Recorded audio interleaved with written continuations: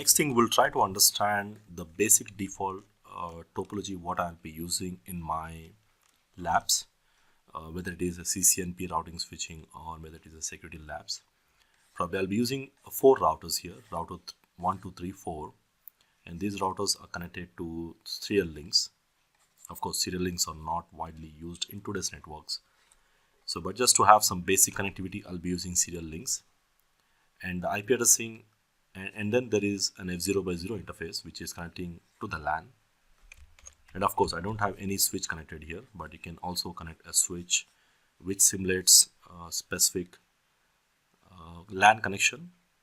And the IP addressing I'll be using like 10.network 10.1.1.1 with a /8 subnet mask on the router 1, 20.1.1.1 on the router 2, 30 and 40. So whenever you see any address with 10, 20, 30, 40, you can understand that these are the LAN interfaces. And then for the WAN connections, I'm using S1/0 and S1/1 interfaces using 1.subnet, 1.1.1.2 and 1.1.1.2 subnets on the router 1 to 2 WAN connection, and 2.subnet and 3.subnet and 4.subnet on the WAN connections. And on every router, I'm creating some additional loopback interfaces.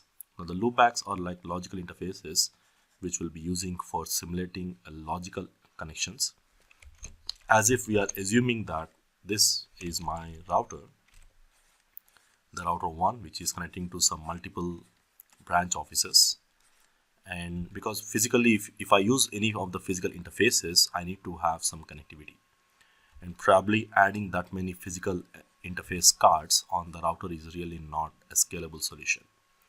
So probably what we'll do is we'll simulate the same thing as if we have an additional subnet or additional branch with, or maybe additional PCs for testing, and then you can advertise these routes back to the next router, and we can simulate, we can ping to these interfaces, we can advertise them, we can trace to them, we can do some filtering like route filtering, or we can also apply some ACLs to deny the communication.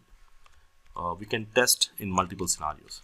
So the loopbacks are not really the interfaces which we use in the production scenarios, but these are like adding multiple interfaces into the router to simulate additional networks for testing purposes. Now again, there is no need to connect in general, because these loopbacks are not connected interfaces. They are just logical interfaces. So on every router, I'm creating 4 loopbacks, which will be pre-configured in my topologies. Of course, I will use if I need. If in some lab scenarios, I may not use them at all. So I'm using all 11.1 with /24 subnet mask, 12, 13, and 14 subnets, 4 subnets in each router. And then the initial configurations I expect you to know. So basically, disable the domain lookup, because whenever you type any wrong command, it will do some DNS translations, and generally it starts here. Probably you need to stop this.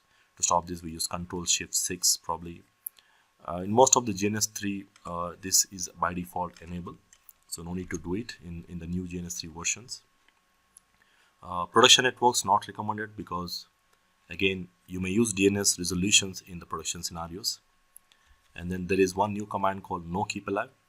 So this is to ensure that even if you don't, because generally when you connect any device to the switch or any opposite device, they exchange keep alive messages, so that if you remove the connection or if there is no device responding on the opposite side, it will simply show the interface down or local area unplugged, something like that on the PCs.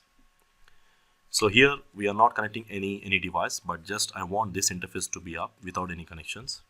So we can simply say no keep alive command. We do on the physical setups. Again, in GNS3, this is also not required, because in the new GNS3, even though there is no connectivity, it still makes the interface up.